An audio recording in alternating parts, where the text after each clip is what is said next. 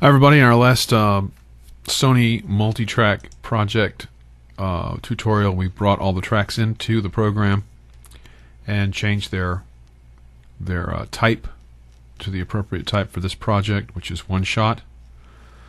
And now we're going to arrange these tracks so that we can begin mixing and to reduce confusion and to streamline the process a little bit. I did say we're going to put them into subgroups, but before we do that, I wanted to show you how to put them into folders over here, so that that makes it unclutters the view and also creates a more orderly environment and helps you keep track of your project a little better. The way I imported these files, I believe they were brought in alphabetically, and so they are not in a particular order that makes any sense. So here we have car 1, car 2, and another car mix. These are sound effects that start at the open of this particular song. I want to create a folder that contains these sound files. So you can hold on to a track and drag it to move it up and down. So we move this one up here. Now let's create a folder, and we can call it car effects, and then we'll place these tracks into that folder. You can see the smaller rendition of the tracks that live inside that folder. So that cleans that up a little bit, and you can continue to do that for your other instruments on down the line. Say we have 2 clean guitars here. Okay, insert a folder track, rename it, we'll call it clean git, and then we can select those files, bring them in there. So you see how you can go through and clean up your assignments, or clean up your track list so that you have a more ordered environment here. You can just expand them to see what's inside them and sort of put them away, create what we call a shy track, so that you can focus your efforts in another area. Okay, through the magic of time travel, we now have everything broken down into folders, and I have also gone ahead and assigned them to the different subgroups. But I'm going to show you how and what you can do with the subgroup.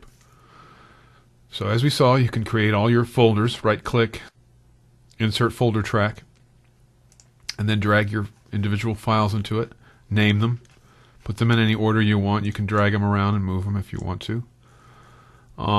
Let's have a look at the drums. That's kind of an interesting mix there. As we see here, I've put all of the drum tracks in the drum folder, and to assign them to the subgroup, as you saw, we created the subgroup bus. They call them buses, I call them subgroups. But anyway, you say insert bus and it will give you the bus track. You can right click and rename it, call it something that makes sense to you. Then you come back to the track that you want to assign to that bus. You'll have to expand that just a little bit more till you see this bus fader here. It kind of it disappears if your track isn't big enough. So you see the bus fader. Click on the bus A and you'll see all the bus tracks that you have created. Unfortunately, it doesn't give you the names that you've given them, which would be a nice feature, but hey, what are you going to do? Nothing's perfect. So you see all the different buses that you've created. Select one, and that is where that track will be assigned. Something important to know, though, is that this, as you know, is the master volume fader. And if this is up, it's going to mess up your whole subgroup concept here. So make sure you turn that down. And then use your bus volume to adjust the volume to the bus for each track. So you go through and just do that for each track. Now in a drum track, if you want to get a stereo pan, you'll adjust your individual track stereo pans within these tracks, and that will be transferred to the subgroup, because the subgroup is a stereo subgroup. You have the option of panning within the subgroup, but for a true center realistic stereo mix, then just leave it in the center and set up your track panning within the individual track assignments. You can go through and do that for each of the different instruments that you have, assigning them to the subgroups. So you have folders, subgroups, and then the individual tracks.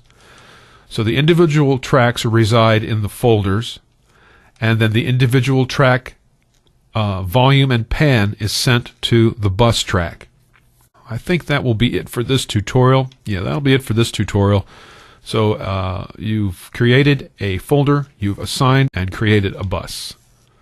So after this, I think we'll look at mixing. So thank you for listening, and we'll see you on the next tutorial.